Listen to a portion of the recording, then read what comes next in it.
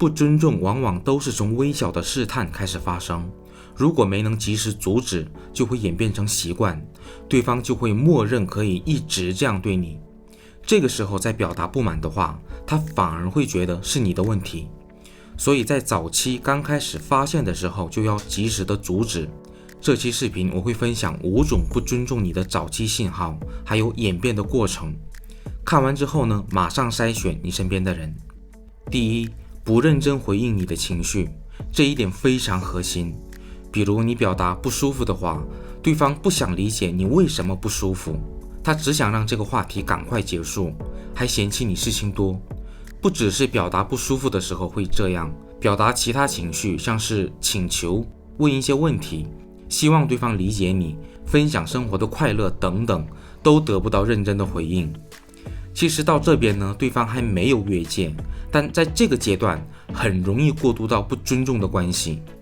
比如一开始只会说别想太多，这有什么的，之后呢，慢慢就变成了直接否定你这个人，甚至你正在表达事情的时候，对方会直接的压过去，你就是太敏感了，就你问题最多。这些话都是很明确的不尊重的行为。变化点在于从不回应你的情绪发展成了开始否定你这个人。第二，对你态度随意，对别人却很客气。对你敷衍和冷淡，但是对待别人呢，会礼貌、有耐心，甚至是讨好。这是非常原始的特征，但是很多人会自我合理化。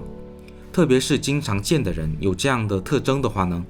就很容易觉得他就是这样的人，已经习惯了，不觉得这是差别对待。这个特征在早期会选择性的礼貌，在你面前呢偶尔的敷衍，但是在别人面前会明显变得有耐心，更客气。比如你说话的时候，他随便的回2句，但是别人说话呢就会认真的回应，顺着聊下去。这个阶段呢很容易被理解成他只是今天状态不好，或是因为跟你比较熟的关系，但本质上已经在区分你和别人的价值。越往后差别越大，之后就会出现那种在你面前打断你、无视你、不在意，但是对待别人就会认真的听，照顾对方的感受。他怎么对待别人，说明了他能做到什么程度；他怎么对待你，说明了他愿意给你多少。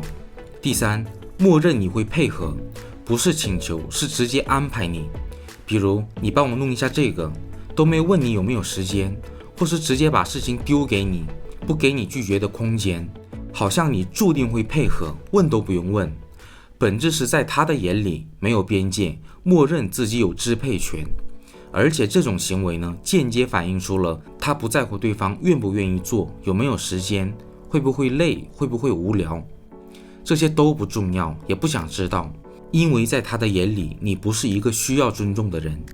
这个特征一开始对方也不会那么的直接，会用一种看似随口一说的方式，你顺便帮我弄一下这个吧，这个你处理一下就好，语气很自然，好像只是顺手的事。但是这种事情反复几次之后，态度就会明显的开始发生变化，上面提到的一系列不尊重的特征都会显现出来。第四，临时变卦，这一点很多人都会忽略。不是所有的变卦都是不尊重，但是有一种很明显，只对你临时变卦。本来约好周末见面，他可以为了自己想做的事情呢，直接取消、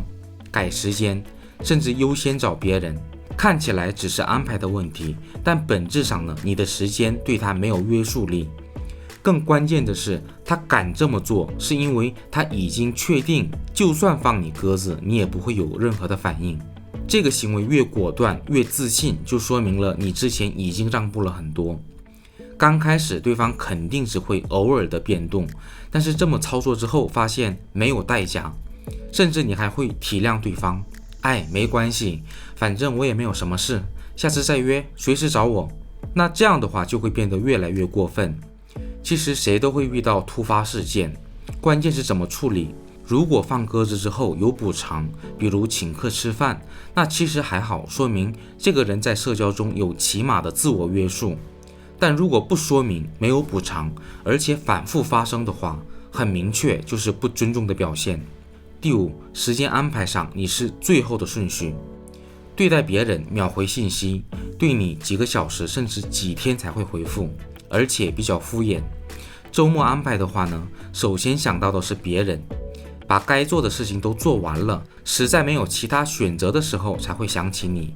也就是说，把自己最好的精力、最好的时间、最好的资源都跟别人分享，到最后也没有剩下什么的时候才会想起你，本质就是优先级很低。这样的状态其实说明关系已经踩在了不尊重的红线上。那下一步就是优先级不是偶尔低，是持续的低，然后没有任何的补偿。正常情况下，忙的话会说明，临时变动的话呢会解释，